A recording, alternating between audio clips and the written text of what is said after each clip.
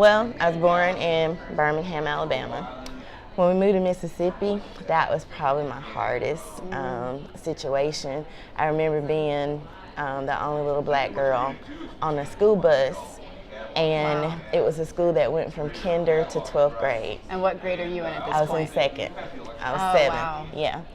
So, yeah, I remember, getting picked on a little bit, like, when you get up out my seat, or why are you sitting there? We sit here, that kind of thing. But, I kind of always been a G, even though I was little, probably could have got my butt kicked. It's like, this is not your seat. I love it. Not your seat. But a girl, she was a senior. She came to my rescue. She thought I was so stinking cute. And she was, she said, from now on, you're going to sit back here with us. Cool. So I still remember that. I'm 42 years old, and I see her face, and I don't remember her name, but I remember her doing that, like grabbing my hand, and, from now on, when you get on the bus, you come sit back with us, because she was sitting with her boyfriend. Yeah. And she talked to me all the way to school, and what a good person. Good person. Our home church, St. Paul United Methodist Church in Birmingham, is right next to 16th Street Baptist Church. Sit right there together on the same block. So my granny and my mom and my aunt, they've told me this story before. Like, they were on their way to church when they heard the bomb go off. Carol's sister was in her class. So it really directly impacted, it directly impacted the whole black community. But so many stories that I've heard, them walking downtown, and how they couldn't enter, had to enter at this. And it's so crazy to me, because this is not like 1800s. Right.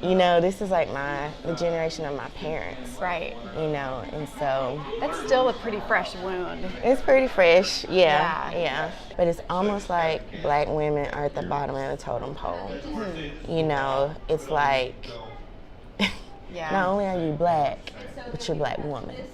My husband has had a female boss for most of his career. Yeah.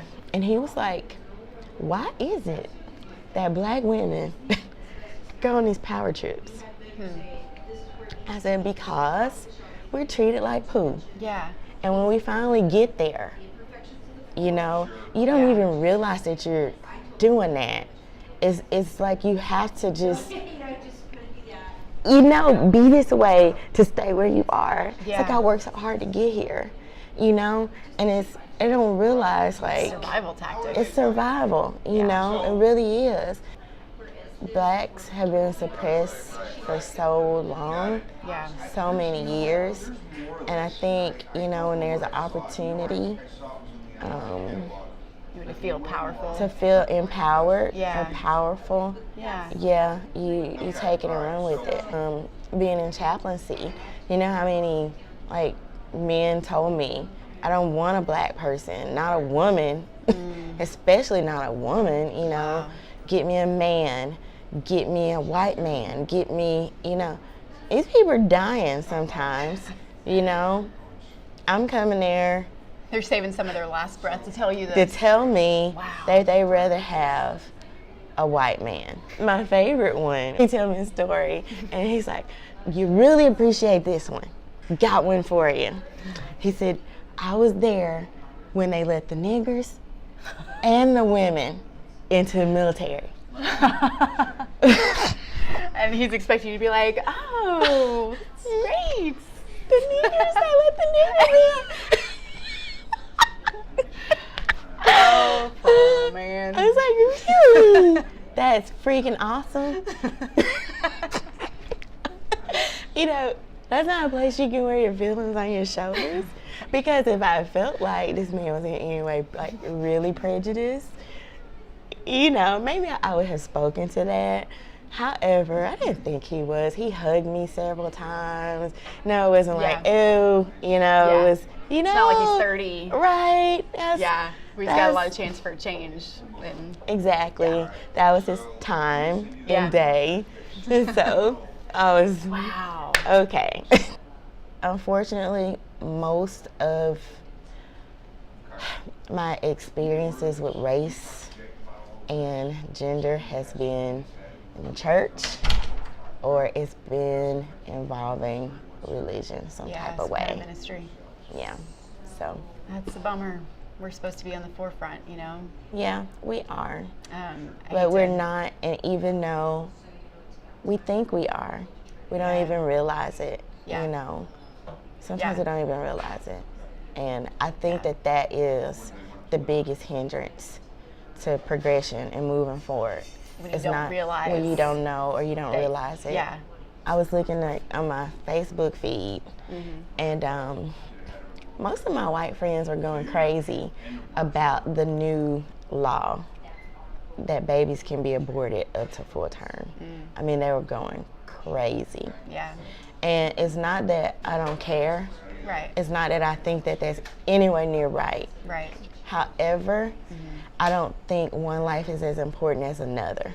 Yeah. You know, what I think a lot of them, because I even read on one of my friends' feed, my friend, she was like, I'm all for inclusion and diversity and all, but this is pure evil. Well, it's also pure evil for black men to get killed not doing anything. That's pure evil, you know? Right. And that's not something that you have to think about Right. or worry about, you know? I have a 21-year-old nephew. Yeah. I think about all the time. My brother, even my dad. I can't imagine having to even think about that with my son. Exactly. Yeah. You know, those are things that we are constantly on our minds, our hearts. Yeah. And now it's not even just the men, it's women. You know, Sandra Bland, you know. Right. Is that not evil as Right. well? Is it not even evil to even have to say that, you know, that I'm all for inclusion and diversity? Is it not even evil that we're in a point in America where we even have to say that? Like, I'm for this. Like, why do we have to be for? Why is it just not automatic? Right. Why is it just not there anyway? You know? Yeah. Like, if you not experience being on the other side of racism or being looked down upon or being talked down to or being looked at as if you're beneath me, Right. then you, of course, you're gonna focus on something that's more important to you. Yeah. But it's all evil. Does God look at the baby's life as being, you know, more valuable than a black man's life? I don't think so. Broke my heart that girl is driving to start a new job and gets arrested and she's dead. Breaks my heart. Breaks my heart that you can terminate a baby. Breaks my heart. Sure. My child weighed 1 pound, not as big as your phone. Right. So to terminate that, Yeah. to see, you know, of course, some people just don't deserve children. They really don't. I know. However, we should not also live in a world where we have to be afraid for our life all the time. Right. All the time. I would just like people to be more self-aware. I just want to say I appreciate you too. I appreciate your heart to exploring and learning and, you know,